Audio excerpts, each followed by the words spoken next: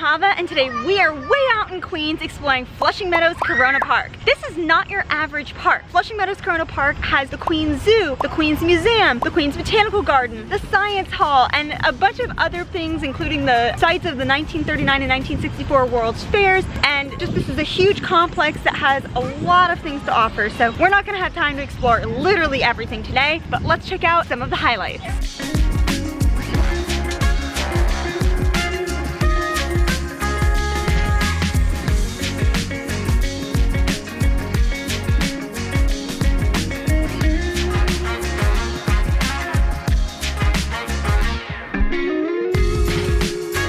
The Queens Zoo covers 18 acres of land on this park, and like I said at the beginning of the video, this is actually on the site of the 1939 and 1964 World Fairs grounds, so the zoo didn't open until 1968. Also, given the size being 18 acres, it's a similar size to the Prospect Park Zoo, which I actually have a whole video about on this channel, so if you want to check that out, definitely take a look. It's an interesting video because I actually saved a turtle. Drama, but let's check out this zoo now. Hi. Hi, I'm a member. Thank you. Thank you. Something different about this zoo so far is the fact that the path is just one giant circle. So to do the zoo, you actually just walk along this path for the big circle, and then when you get back, you're at the end. Except that they told me there is also a petting zoo at the end of this circle here. So this is very different than the other zoos I've shown, and I'm excited for it.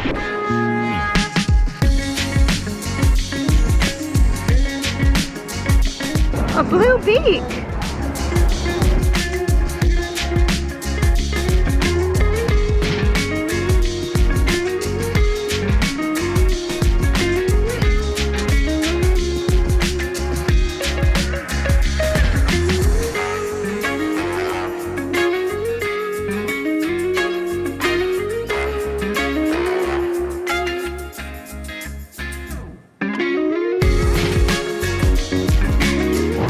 Take a moment to comment on the luscious and beautiful care that clearly goes into the plant life here at the Queens Zoo, because I mean, wow. And then to see a sign that says this is very intentional, I don't know how it couldn't be. I mean, look, right now I'm walking through a path, but clearly it could be a forest. So that's just something that really stands out to me about this zoo compared to the other ones that I've seen so far, which is pretty much all of them except Staten Island Zoo.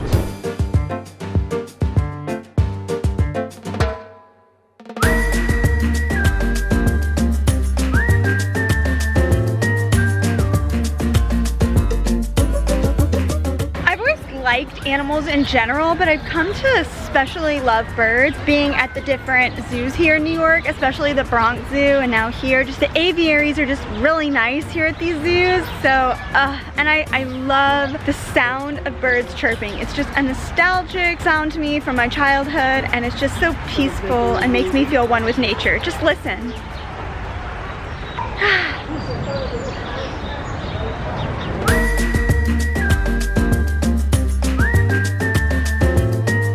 Something I'm loving about this aviary is that the path continues on upwards, so you get to be elevated, which is really cool when you're talking about birds, because birds fly much higher than we can stand on the ground. So it's neat that we're gonna get sort of a tree level view.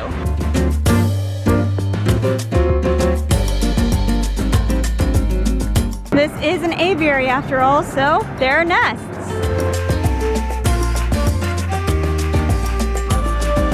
Didn't see as many birds as I hoped to, but I did really enjoy the aviary.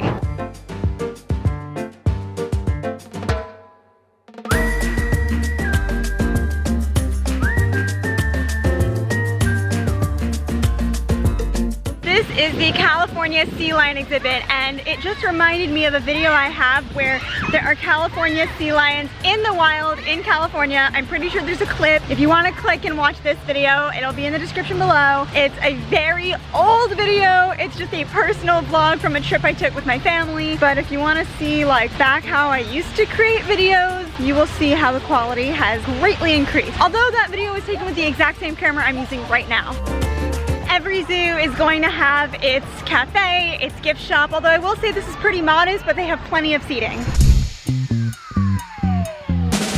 These two animals are, I guess, together in this habitat, but also they are shown together in the American Museum of Natural History, which I actually went to earlier this week, although that video probably won't appear on this channel until a bit later. Maybe it's already on the channel. I'm not sure. Make sure you subscribe and have notifications turned on so that you'll be aware if that video hasn't come out yet, and if it has, just go looking for it. But the difference between the museum version and this version is that these guys are alive.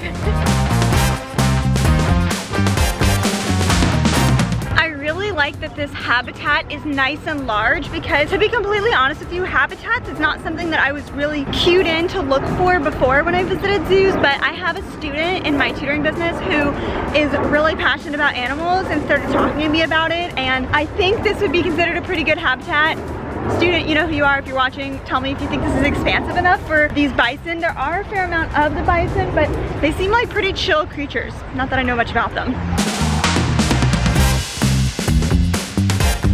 Apparently, the Queens Zoo put up this sign about those spotted lanternflies, which right now, at the time of this recording, it is still in their egg part of the season, so I haven't seen any at all. I hope they do not return this year, but comment below if you were in New York last year, or if you live in New York and remember how insane the spotted lanternflies were, and please, pretty please, I hope they do not come back this year. It was horrible.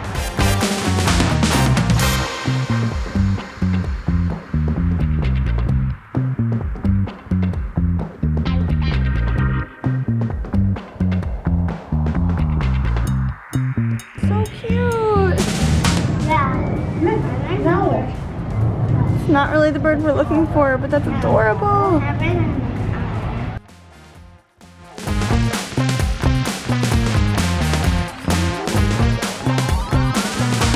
that we finished the move, I want to comment on the fact that I actually really appreciated the fact that this zoo is focused on the Americas, because something that I absolutely love about going to zoos in general is that they usually curate animals from across the globe, places that I've never been, perhaps even some places that I never will go. And so it's neat to see the wildlife there brought to a place where I can actually access it. But that also means that oftentimes, at least for me, I don't often appreciate the animals as much that are native here. So this just really brought that back. I mean, that does include South America too, but still, you know, it really has an emphasis on the Americas. Since I'm from Americas, I like that. Given that this zoo really does just happen in a loop, it would be easy to miss the petting zoo, but we are not going to.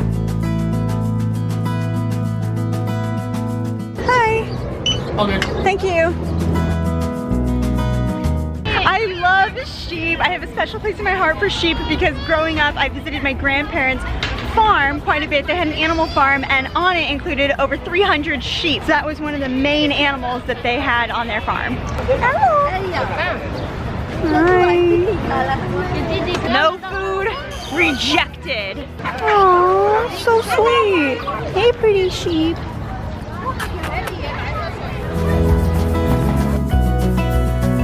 Okay, if you don't have a quarter and you really want to feed the sheep, just go ahead and pick up the ones that people have dropped. Hey, you want a piece? Do you want a piece? Oh!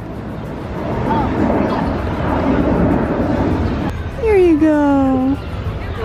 Oh, I like you. You're sweet. You want one?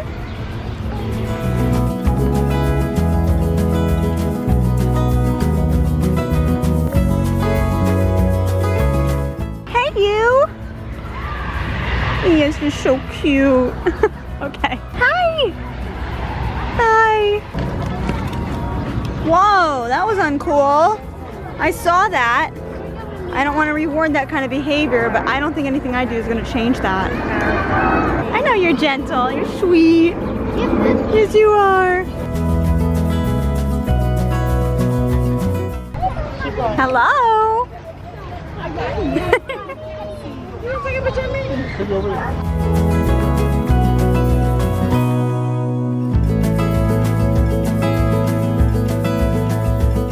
I'm from Texas, and I have to say those look a lot like longhorns, even though I didn't see longhorns listed here.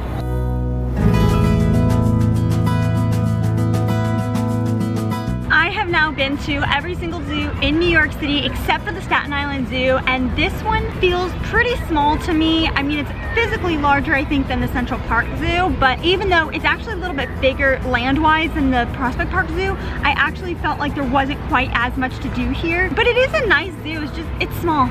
And I'm gonna be honest about that. But here's the thing, the ticket admission price matches what it should be. So for an adult, it's about $10 at the time of this recording, and for a child, it's about $7. So it's not bad for the cost, but don't come all the way out here just for the zoo. We'll see at the end of this video if it's worth coming all the way out here for all the stuff here as a whole. Here's what I can already tell makes this park so incredible. This is an amusement park in this regular park next door to the zoo. I mean, how much more excitement could you put in one place? This little amusement park is known as Fantasy Forest, and here's the ticket booth. But I'm actually interested in the carousel because, not intentionally, I've ended up going on a lot of carousel rides here in New York City, and apparently this carousel is interesting because it combined two historic Coney Island carousels for the 1964 and 1965 World's Fair. Hi, can I please have one ticket? I'd like to go on the carousel. Of course. Thank you.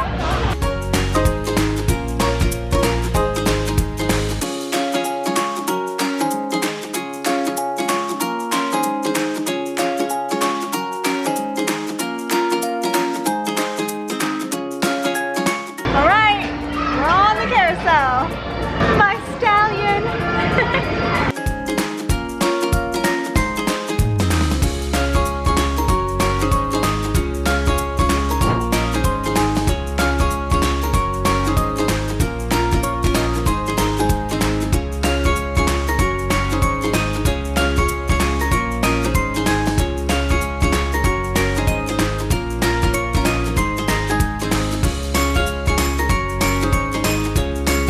There's something very magical about being surrounded by these, I think, magnolias? No, not magnolias. Are these cherry blossoms?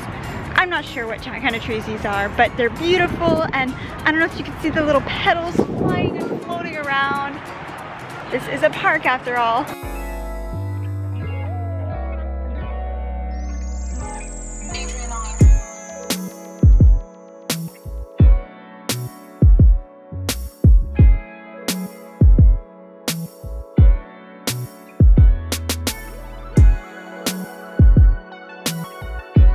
Behind me here is the most famous piece in the Queens Museum, which is a model of New York City. And I gotta be honest, it's actually bigger than I thought it would be. I didn't realize it was gonna fill this whole room. I thought it was gonna just like be over a table. It's very cool that there's a glass floor here so that when you're walking over part of the city, you can still see it. This panorama is said to have every single building in New York City, but it hasn't been updated since the 90s because the World Trade Center Twin Towers are still there. Considering the fact that the Queens Museum is the oldest surviving building from the 1939 World's Fair, it makes sense that they would have a World's Fair collection exhibit for items from both World's Fairs.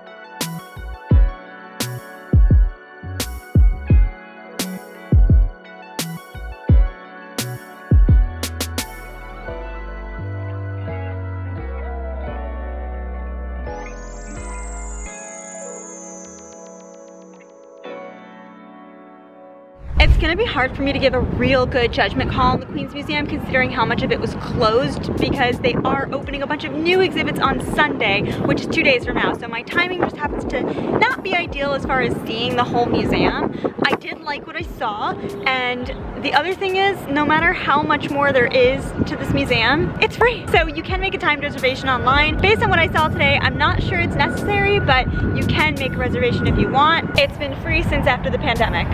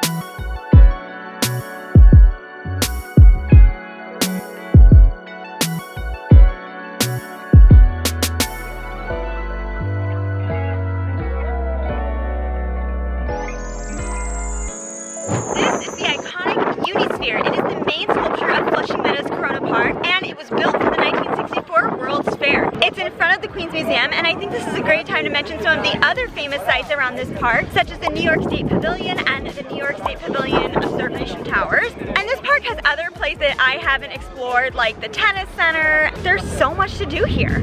Make sure you subscribe and have notifications turned on. One of the followers in this community, you know who you are, just kept encouraging me to come explore this area, and I am so grateful because this was pretty cool, and I gotta tell you, what an affordable experience. So this is a great opportunity. So thank you very much to you who recommended this to me. And also, this is both a follower of mine on YouTube and Instagram, so make sure you are following on Instagram and send me a DM introducing yourself or introduce yourself in a comment below, because I would love to genuinely connect with you.